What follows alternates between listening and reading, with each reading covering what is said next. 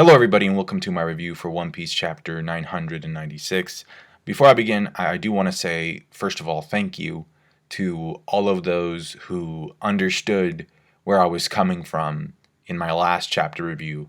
Things got a little bit messy, they got a little bit out of whack, which is interesting because I was actually very proud of that review. Like, I finished it and I was uploading it and I was like, oh, you know what, I think people are gonna like this. I think this is I put a lot of work into it, and so I was really proud of it.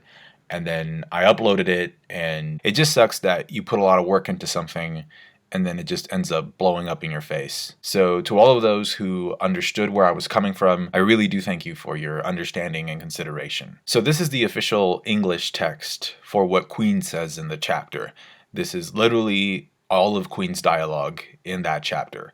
And so if you notice, he starts talking about Drake, and then he goes on to talk about Zoro. Now, between Drake and Zoro, if you notice right here, this and, to me, that and connects Drake to Zoro.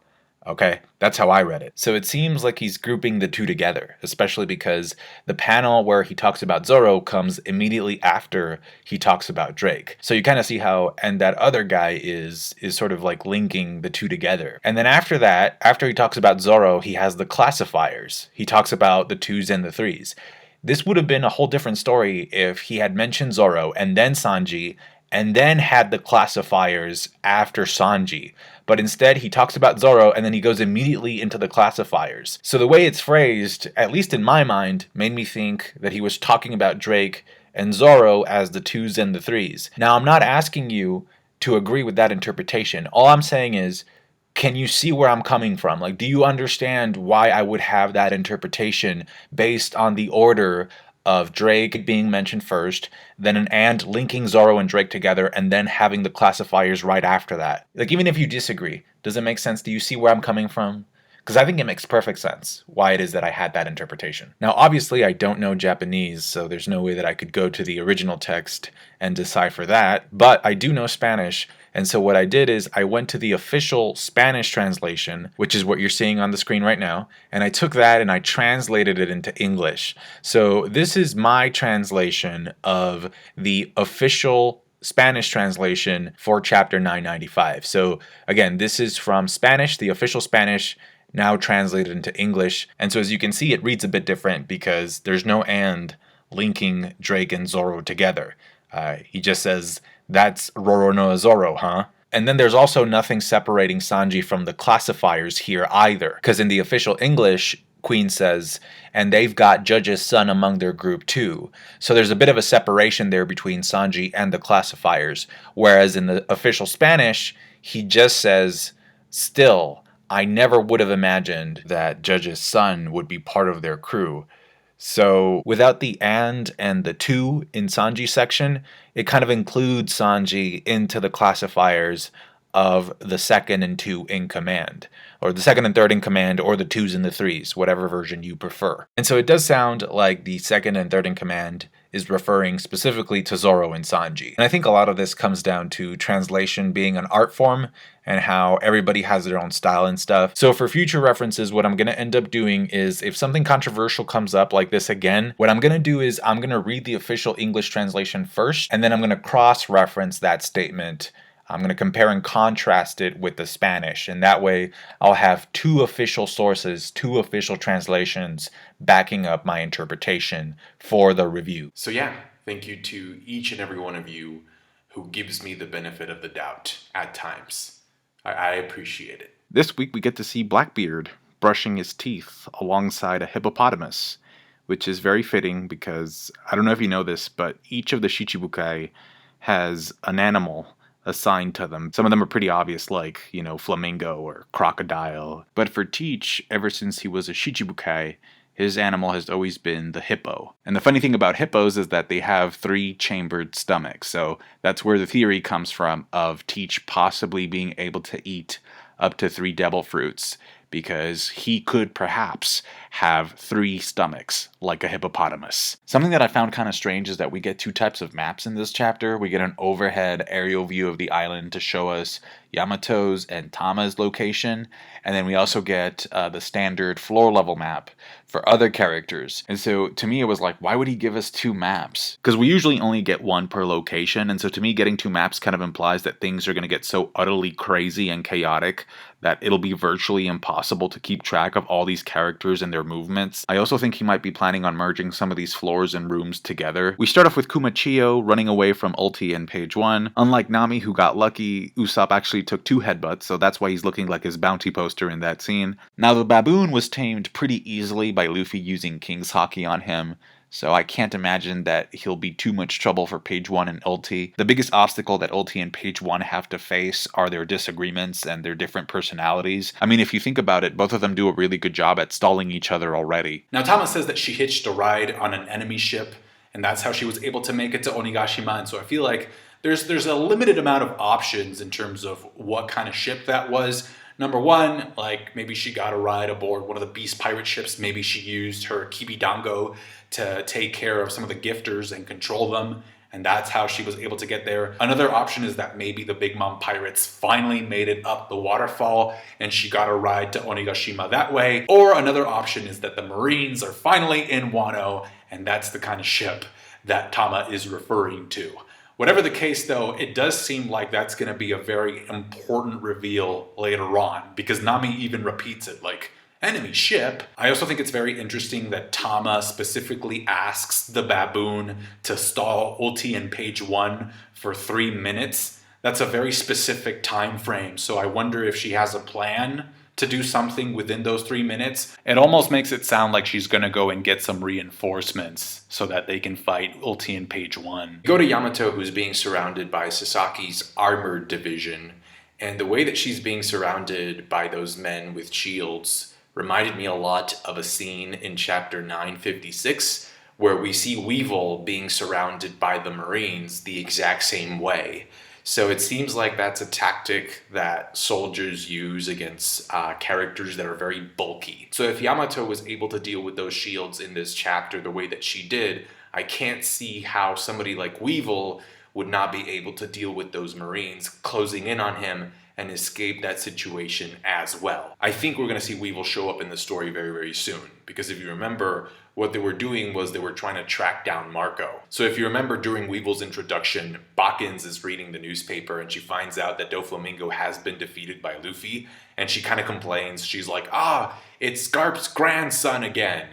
And then she says, people say that Marco kept on protecting him during Marineford. And then Weevil says, well, maybe if we find that guy, maybe if we find Luffy, we'll find Marco as well. So they definitely have a reason to show up to Wano. It wouldn't be too random. Plus, Bakins was part of Rox's crew, so she knows Kaido and Big Mom. Yamato's taking all of this fire from the armored squad, and one of the things that I tried to do is to actually zoom in on those shields, because if you notice, those shields have a symbol on them. They have a logo, and so I thought maybe if I can decipher that logo, that drawing, maybe that'll give us a hint as to what Sasaki's Devil Fruit power is. I mean, it kind of looks like the standard Onigashima logo with like the skull and the horns, but it also kind of looks a little bit like the front of a Triceratops. So let me know what you think that logo is. Yamato's getting out of control, and Sasaki begins to unsheath his sword, which,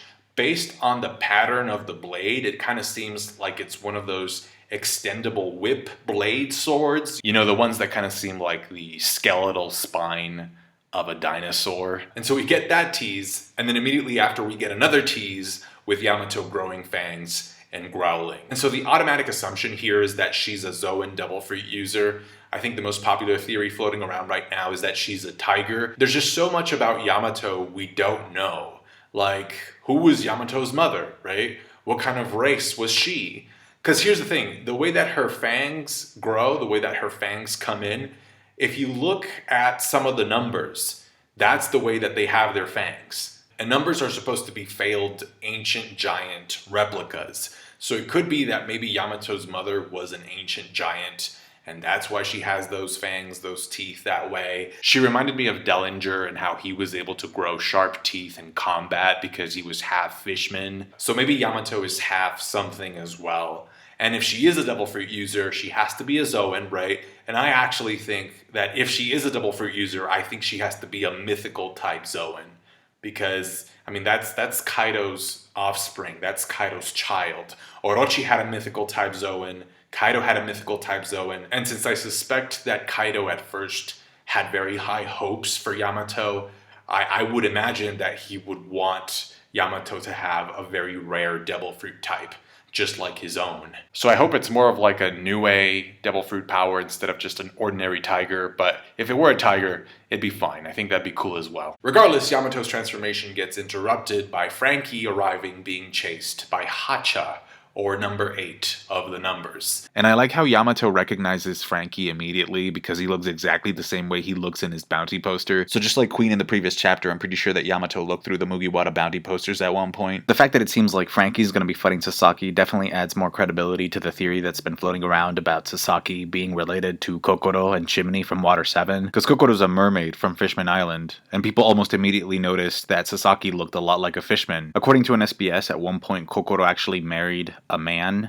an actual human man, and they had a son. So the theory floating around is that that son was Sasaki, and that Kokoro is therefore Sasaki's mother. And so that would also make Sasaki Chimney's father. Now the only thing that stops me from believing this theory is that we already know what happens when a merman, a merfolk, breeds with a human, and that's because Big Mom actually has 2 daughters that are half mermaid. So you can see that even though they're mixed, they still have their tail with them. So I guess what I'm asking is, if Sasaki is Kokoro's son, then where is his merman tail? Granted, we technically only know what happens when a human female breeds with a merman. We don't know what happens when a mermaid breeds with a human male. So maybe that's the loophole, and maybe that's why Sasaki doesn't have a tail, because his father was a human instead of his mom. But also Chimney's a pretty good example about how the more generations there are, the less the mermaid features seem to stick around. So we'll see where that leads, but I honestly have to say that as of right now, the way the matchups have been stacked up in regards to the Straw Hats versus the Toby Robo, it does seem like the Straw Hats won't be able to beat their opponent on their first try, on their first attempt. So for example, we already saw what happened with the Ulti and Page 1 fight, right, with Usopp and Nami.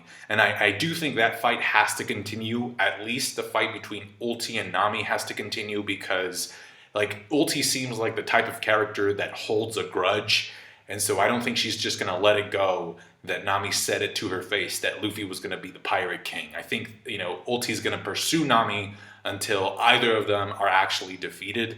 And when it comes to Franky and Sasaki, I also think that I don't necessarily see Franky winning against Sasaki on his first try. So I strongly suspect that some of the Straw Hats will be needing around 2 to pull through, which kind of aligns with what I've been saying about how each and every single Straw Hat should have a hard diff fight in Wano for story progression purposes. And before Yamato leaves the scene, she actually takes the time to confirm a prediction that I had in my review of chapter 994, which is that Yamato is a Rio user.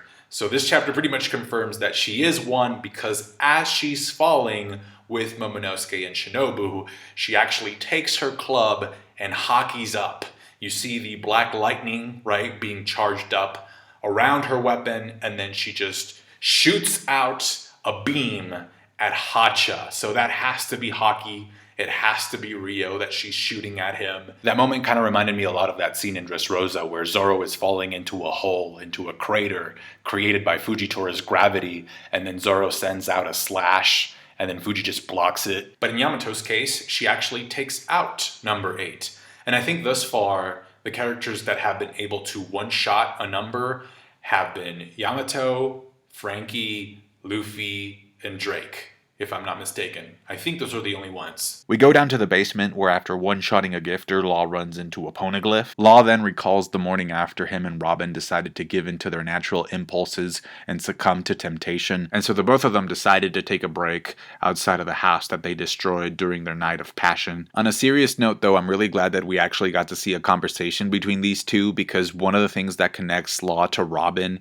in addition to Luffy, is the fact that both of these characters are the last remaining survivors of their respective countries/islands, because Flavance and O'Hara were pretty much destroyed. There's a filler scene in the anime after Dressrosa that I think foreshadows this scene a lot, where Robin walks up to Law and tells him, since Doflamingo is already defeated, what is your plan for the future? Like, what are you planning on doing next, essentially? And so I think Law's dialogue in this scene is like Oda's way of letting us, the readers, know that we may have been premature in writing off Law and thinking that he's going to die, because he still has a purpose, he still has, a goal that he wants to achieve. He wants to find out what the will of D, what the D name stands for. And so the only way he gets to learn that is if he goes to Laugh Tale with Luffy. The whole scene is also very reminiscent of the conversation that Law has with Sengoku back in Dressrosa, where Law straight up asks him, what's the deal with the name of D? You must know something since you're Fleet Admiral and have access to a lot of information. And then Sengoku just kind of plays dumb and says he doesn't know. Now, the poneglyph that Law finds is not a road poneglyph,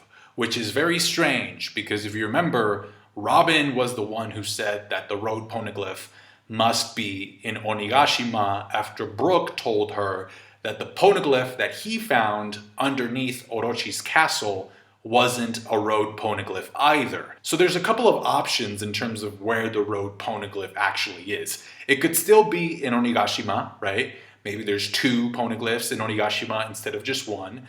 And maybe Law hasn't found it yet. But I'm also kind of thinking that maybe the poneglyph that Brook found underneath Orochi's castle is actually the red one, and that it's being guarded, it's being camouflaged by some type of illusion or magic, so that people think that it's not actually red. Because if you remember, Brook said that the one that he found was on the other side of a reinforced door, and that the room that it was in was very strange, and that it was surrounded by these wooden dolls. So it definitely feels like that poneglyph is guarded more carefully than the one that Law found in this chapter. So if it's guarded more carefully, perhaps it's because it's more important, and that one is actually the road poneglyph. It would also make sense that the road poneglyph is actually in the capital, because I think a lot of us foresee the action moving from Onigashima back to the capital at some point as well. Now, when it comes to the poneglyph that Law found, I think that one has to have information on one of the ancient weapons. There's 2 reasons for why I think that. The first one is that the scene that leads to Law finding the poneglyph is actually a scene between Yamato and Momonosuke,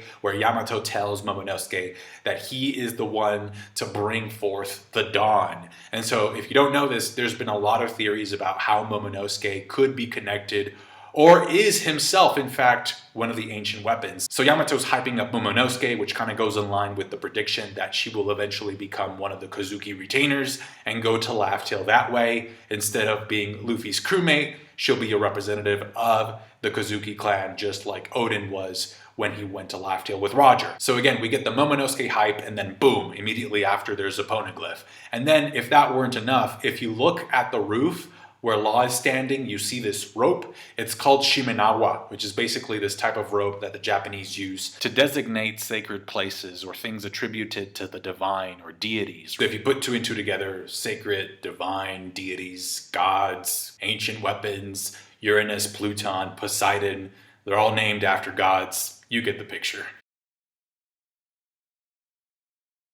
We go to Mr. Eustis K, and just like he started off with a higher bounty than Luffy, it turns out that he is currently also at a higher floor. And it's important to note that he's not only collecting metal trash, he's also taking humans that are trash along with him as well. All the while, his number 2 is giving said trash the blender treatment. Now, even though it looks very cool, I still don't see how that gigantic junkyard snake arm that Kid is making is going to be enough to deal sufficient damage to Kaido. And since it's very likely that Luffy will use either Gear 5th, Awakening, or both in this fight against Kaido, in order to keep the rivalry alive between Luffy and Kid, Oda has to show us something new from Mr. Eustass K. Then, of course, we get the statement of the chapter, which is where Killer refers to Kaido as being the world's strongest pirate. Last week, we got the information that Yonko are in fact above admirals. This week, we get the information, the confirmation that Kaido is not just the strongest creature, but he is the strongest pirate. And I have to say that I think there's a lot of weight to Killer saying that it's not just like some average random Joe fodder, right? But that it's Killer, because out of the supernova, Killer to me seems like one of the smartest ones. So I feel like that statement coming from Killer has to have some weight to it. It's not something that you can just discard. Plus, we know that Kid went up against Shanks. So Kid and Killer, like, they know, they have an estimate, they have a sort of an approximation about how strong Shanks is. And if Killer is still saying that about Kaido, then I have to give weight to this statement. Now, a very important note here is that Killer is saying that Kaido is the strongest pirate. He doesn't say anything about the strongest marine or the strongest revolutionary or anything like that. So characters like Akainu and Dragon are still exempt from this classification. Also, I'm, or Imu, is also exempt, because the world doesn't even know that I'm exists. So Kaido is the strongest pirate in the One Piece world. This chapter confirms it. And it kind of makes sense that he is, right? Like, I don't think that's like a huge surprise to anybody. But I will say that, before Kaido, right, we knew that Whitebeard was referred as the strongest man.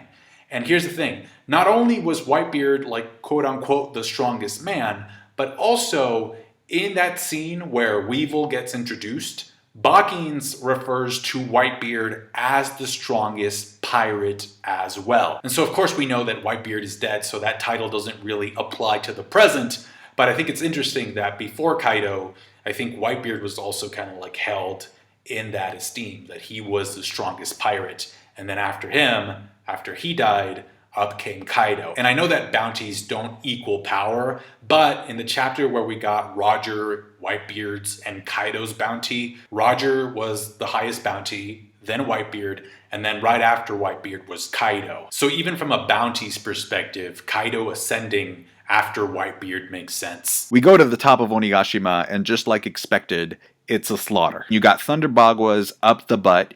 At one point, it seems like he actually axes Kinemon. Like, he hits Kinemon, Kinemon is sent flying, but then he takes his club with both hands and just slams it downward. I'm assuming Kinemon was on the receiving end of that. There's a lot of censorship. Denjiro tries to flank him and gets him by the ribs, but if you look at Kaido's chest in that panel, if you look at his scar, right, it's completely healed up. The cut that the scabbards were able to open up on him while he was in dragon form is completely gone, and he hasn't even used Awakening yet. This is a bad situation. You got Denjiro on the floor, Kawamatsu there as well, Raizo bleeding out. I believe it's Nekomamushi's silhouette that we see in the background there, the one that's darkened out. Again, there's a lot of censorship on that page. I think it's completely intentional, because I think that if Oda's actually going to go ahead and kill one of the scabbards off, I think he's going to want to dedicate an entire chapter for that event. We go back down to the lower level and Big Mom just flies in there. It's kind of funny because we get a panel of like each of the main players that are on that floor, like Zoro, Robin, Apu, hybrid form Drake. And if you notice, the panel with Chopper has like half like a fang coming in. And then you see Brook behind him as well. And it's very, dare I say, convenient that Big Mom says, or tells them not to worry, that she's only interested and getting to the top where Kaido is. It kind of makes me think that she's going to interfere with the fight and maybe stop Kaido from killing the scabbards. Not intentionally, but, just as a consequence of her getting to the roof. It definitely seems like she has a plan, and so it goes back to the conversation that she had with Perospero, where Perospero was arguing, like, why did you form an alliance with Kaido? And Big Mom tells him, what, you don't trust me? So it's kind of like, she has, something up her sleeve. We cut to Luffy's group, and we find out that Sanji is capable of hearing when somebody watches adult videos. Now, this is definitely an observation hockey feat for Sanji, and I think part of the reason for it is that he values women so much. So there's been certain instances in the series where the more you value something, the more in tune your observation detection is. For example, like Usopp being able to detect the Going Merry arriving in Enies Lobby, or Sanji being able to detect each of the ingredients used for Big Mom's cake after only smelling it once. But also Sanji being able to detect Tashigi's tear falling from her face onto the floor and then rushing in to save Tashigi. I feel like that scene in Punk Hazard is probably one of the most underrated observation hockey feats in the entire series, because if you can detect when a woman's tear falls onto the floor from her face and you're not even in the same room, you're not even like in the same vicinity or space as her, that is some broken stuff. That is some overpowered range on that radar Sanji has. And so it doesn't surprise me that he's able to actually hear a conversation that's taking place not even on the same floor as him, because they're going up the stairs. They're not even on the same floor as those people. But still, Sanji can hear them, and yet it seems like neither Jinbei or Luffy are able to perceive the same thing. So it just kind of goes to show the different variations, the different kind of specialties within the branch of observation hockey. Whereas Luffy can see the future, Sanji can hear a conversation that is not within earshot. So it seems like Usopp can see through walls and Sanji can hear through them. I think the assumption here is that the female voice belongs to either Black Maria or one of her workers. Now, when it comes to the male part of that conversation, I can only think about three options. Number one, I think it could be Orochi, right? Maybe Orochi came back and he's thirsty. Because we saw that Orochi was a thirsty guy. So maybe he came back, maybe he's in hiding, and that's what he's doing. Another option, it could be Fukurukuju, the guy with the forehead stuff, because we just saw that he kind of like went away from the battlefield all of a sudden. So maybe he got the urge and that's what he's doing. Or it could also be King. And of course the reason for that is because when King and Queen were first introduced, Queen called King a sadistic pervert. It can't be Queen because we already have a laugh for Queen, and Queen's laugh goes like moo ha ha ha. Whereas if you read, the guy in the chapter is laughing like noe he he he. And actually, based off of that, it also can't be Orochi, because Orochi also has a different laugh. So I'm sticking with it's either King or Fukurukuju. Maybe Who's Who, but not really. And that right there is going to do it for me today, guys. Thank you so much for watching. If you appreciated the review, you know that I would appreciate a thumbs up. Thank you very much. I think that in terms of it being a setup chapter, this is probably one of the best ones that we've gotten in Wano. So let me know your thoughts about the points that I raised throughout the video. Take care. I'll catch you guys later. Bye.